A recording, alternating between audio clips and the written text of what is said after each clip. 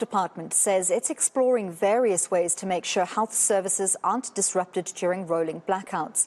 There's been calls and a petition for health facilities to be exempted from power cuts as patients' lives are at stake. Foster Mohale, Health Department spokesperson, joins us now for more. Thank you very much, Mr. Mohale, for your time. So tell us firstly about some of the impacts on patients and healthcare workers when we see these constant rolling blackouts.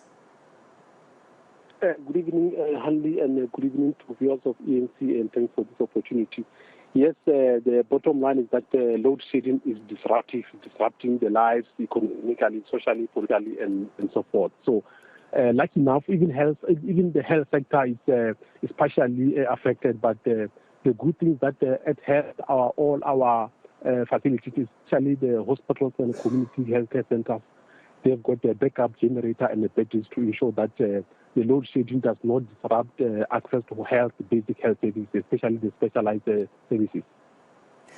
So load shedding has been around for quite a while. You're saying there that most health facilities and clinics do have backup power, but we know as soon as we see higher and higher stages of load shedding, often backup batteries and generators just simply can't keep up. They don't have enough time to recharge. So tell us about the impact on the lives of patients.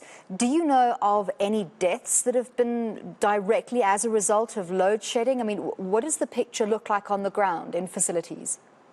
Yes, we communicate with our provincial counterparts up to province, district, up to the facility level, the hospital level. So far, we have not received any report to suggest or confirm that we've lost any patient due to load shedding. But also just to correct you that as much as this load shedding is disruptive, as I said, that we have got both the generator and the battery. The battery is to ensure that places like your the ICU, the theaters, if there's not even a break of a second when there's a load shedding. So the power supply is not interrupted at all in those areas. So that's why, but the only impact that we are feeling as the Department of Health is the fueling, because we have to ensure that we fuel our generators from almost on a daily basis because this load shedding is very disruptive.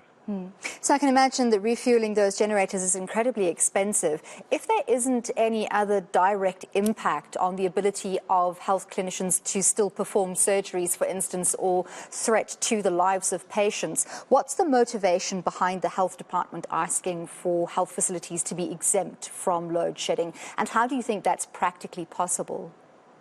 Yes, that's possible because also remember there are two entities which are involved in the load shedding.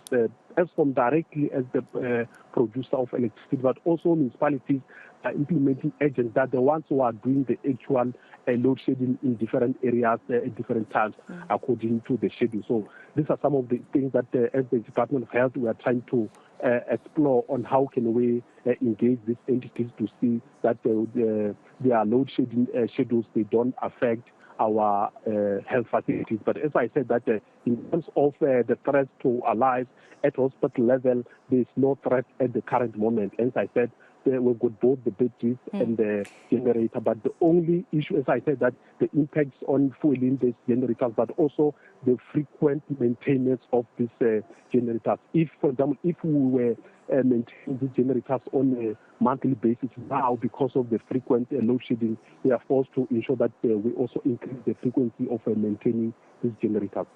So you are in talks with municipalities and with service providers. What has the response been so far?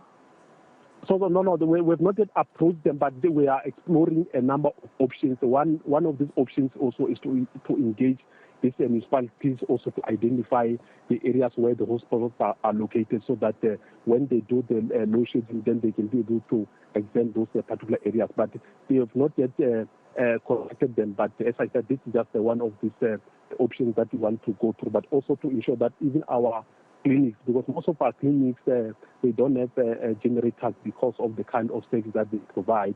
They provide primary basic health services. But our intention is to ensure that each and every health facility, clinic, hospital, community health center, even a satellite clinic can be able to provide basic health services throughout without any interruption. Do you think that rolling blackouts at this level that we've been experiencing so far this week places extra stress or strain on healthcare workers? Yes, no, definitely they have to work just like any other individuals, because especially, for example, others, they get affected from home in preparation to go to health facilities, not only when they're in the health facilities. So it does affect them for them to prepare to come to our facilities on time, because normally, as you know, that when there's the load shedding in some areas, even the robots are affected, meaning that there's a traffic. So that also may affect our healthcare workers to arrive on time. But so far, we haven't received any serious disruptions from our health facilities. We communicate with our colleagues on the provincial level on a daily basis. Well, thank you very much for speaking to us. Foster Mohale, spokesperson for the Health Department. They are exploring various ways to make sure that health services aren't affected during load shedding.